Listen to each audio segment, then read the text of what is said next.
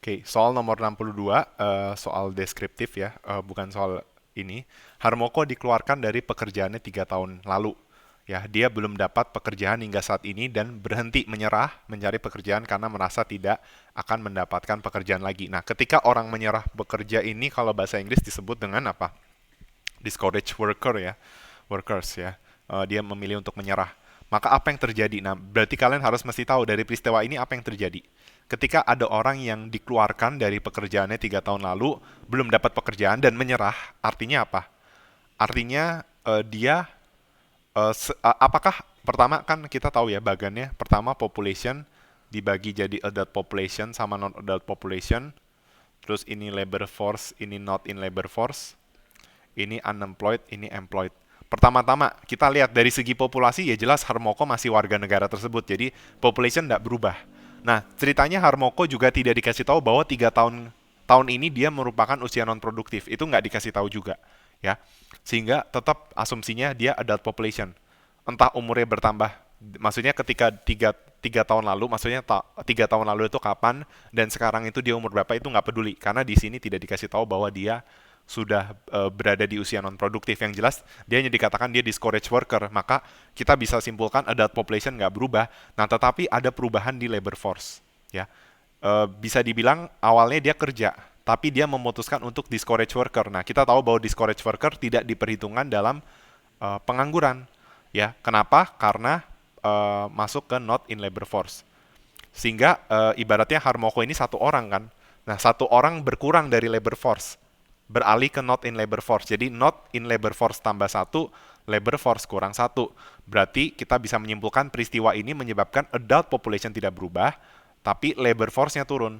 Nah, ketika labor force turun, apa yang terjadi pada indikator yang bisa kita hitung? Nah, kita punya dua indikator pengangguran dan partisipasi tenaga kerja yaitu LFPR, Labor Force Participation Rate atau tingkat partisipasi angkatan kerja yang rumusnya adalah labor force dibagi adult population atau angkatan kerja dibagi usia produktif atau usia dewasa, sedangkan unemployment rate itu unemployed yang menganggur dibagi dengan labor force dengan angkatan kerja.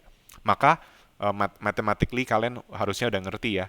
Kalau saat kan adult population nggak berubah, berarti yang bawah nggak berubah, tapi yang atas labor force turun. Nah, kalau kalian mau intuitif gini aja. Awalnya 9/3, dari 9/3 jadi 6/3. Berarti dari 3 ke 2, ini kan mengalami penurunan kan LFPR-nya. Nah, berarti bisa kita simpulkan peristiwa Harmoko ini menurunkan labor force participation rate. Nah, tetapi di sini ada nggak opsi labor force participation rate menurun? Nggak ada, ya. Hanya ada tingkat partisipasi angkatan kerjanya meningkat atau tidak berubah, padahal kenyataannya menurun. Nah, berarti sekarang kita fokus di tingkat pengangguran. Nah, apakah tingkat penganggurannya menurun? Nah, kita mesti tahu bahwa tingkat penganggurannya itu bakal menurun, ya. Kenapa kita bisa bilang tingkat pengangguran menurun? Karena peristiwa ini menyebabkan labor force-nya turun, tapi unemployment-nya juga turun. Ya, kalau hanya labor force yang turun, unemployment rate nggak turun ya. Misalnya nih, kalau kalau yang di sisi bawah turun, malah ini naik ya. Misalnya pakai angka aja. Dari 10 per ya misalnya berapa ya? Misalnya 24/10. Awalnya 24/12 jadi 24/10. Kan ini labor force turun nih ceritanya ya. Dari 24/12 ke 24/10. Mula-mula unemployment rate-nya 2 ceritanya. Lalu setelah itu 24/10 jadi 2,4. Nah, berarti kalau labor force turun, justru tingkat pengangguran itu naik, kan? Nah, tapi kenapa kita bisa bilang unemployment rate turun atau tingkat pengangguran turun? Karena Harmoko itu tadi ya, dia keluar dari labor force. Dan keluar dari labor force itu juga menunjukkan, kan labor force itu terdiri dari unemployed ditambah employed. Maka kalau labor force berubah, pasti unemployed atau employed itu berubah. Gak mungkin labor force berubah, unemployed sama employed-nya tetap sama. Karena kan LF adalah U tambah E.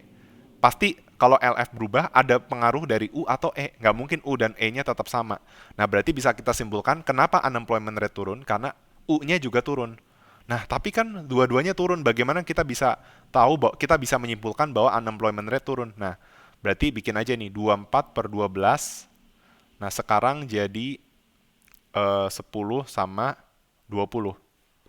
Nah, hasilnya memang sama-sama 2 ya, tapi kan kita harus ini ya, bikin seolah-olah dia berkurang satu. Nah, mungkin kita bisa bikin X per Y, jadinya kan peristiwa Harmoko ini satu orang gitu ya. Jadi kita bikin X per Y. Nah, labor force turun satu, unemployment rate, unemployednya juga kurang satu. Nah, secara matematik bisa nggak kita membuktikan bahwa X kurang satu per Y kurang satu itu di bawah X per Y? Nah, silakan aja kalian buktikan ya. Kalian bisa pakai ini pendekatan. Saya pernah buktikan bahwa ini tuh terbukti benar ya. Jadi kalau kita punya bilangan X per Y, kalau sisi atas dikurang satu, sisi bawah dikurang satu, maka hasilnya akan menjadi lebih kecil.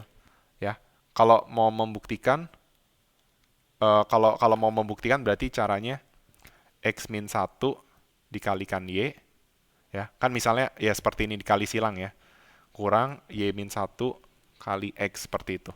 Oke. Nah, nanti kalian kalian bisa membuktikan bahwa ini XY min Y, ini XY min X. Ya. Nah, berarti asumsinya harus ini ya, min Y kurang dari min X. Atau X lebih besar dari Y. Oke. Kok bisa bikin asumsinya seperti ini? Ya. Sorry, kan bentar ya. Ini kalau kita kali silang ya, misalnya X min satu kali Y kurang Y min satu per X. Nah, misalnya gini biar gampang. Misalnya kalian punya bilangan 3 per 5 itu kurang dari 4 per 6. Bener ya? Nah, coba berarti kan 3 kali 6. Oh ya bener ya, kurang dari 4 kali 5. Nah, berarti X, iya, ini kan kalau dikali XY min Y, ini XY min X. Nah, ini habis, berarti kita dapat simpulkan min Y kurang dari min X. Nah, min Y kurang dari min X artinya min X lebih besar dari min Y. Nah, berarti X kurang dari Y. Gitu dong. Kan misalnya kalian punya bilangan min 3 lebih besar dari min 5. Berarti 3 lebih kecil dari 5. Nah, berarti teman-teman dengan aku bilang bahwa apa unemployment rate turun, berarti kan aku mengasumsikan ceritanya nih, kalau unemployed-nya X, labor force-nya Y, maka aku mengasumsikan X min 1 per Y min 1 di bawah X per Y. Nah, maksudnya gini, betul sih, aku ngasumsin kayak gini, pasti benar perhitungannya. Tapi kalau kalian mau kritis, kenapa aku berani asumsi seperti ini? Nah, ujung-ujungnya harus ini nih, karena aku berani jamin X kurang dari Y. Nah, X itu apa? X itu unemployed, Y itu adalah labor force.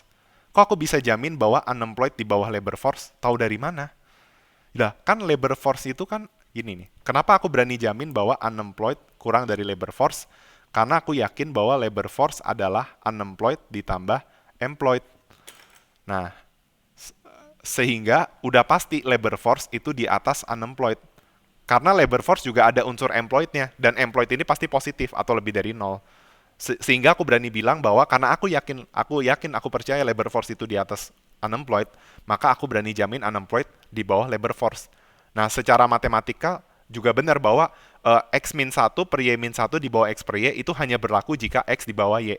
Atau kalau kita ubah, hanya berlaku kalau unemployed di bawah labor force. Nah, karena unemployed di bawah labor force itu terbukti selalu pasti benar, kondisinya pasti selalu demikian, maka aku berani bilang bahwa tingkat pengangguran menurun. Nah, kecuali aku nggak yakin unemployed di bawah labor force, misalnya aku justru yakinnya unemployed di atas labor force, maka yang terjadi kesimpulannya bukan menurun, tapi meningkat. Kalau seandainya aku yakin U sama dengan LF, malah justru nggak berubah penganggurannya. Ya, sehingga itu alasan kenapa aku bisa yakin bahwa tingkat pengangguran menurun ya. Secara matematisnya terbukti benar ya, bahwa tingkat pengangguran itu menurun ya. Jadi tingkat pengangguran menurun bukan karena unemployed yang turun saja. Labor force-nya nggak konstan ya. Unemployed-nya turun, tapi labor force-nya turun. Dan secara matematik, ini UR terbukti turun karena U di bawah LV. Asumsi ini terpenuhi. Oke. Sekian penjelasan saya. Terima kasih.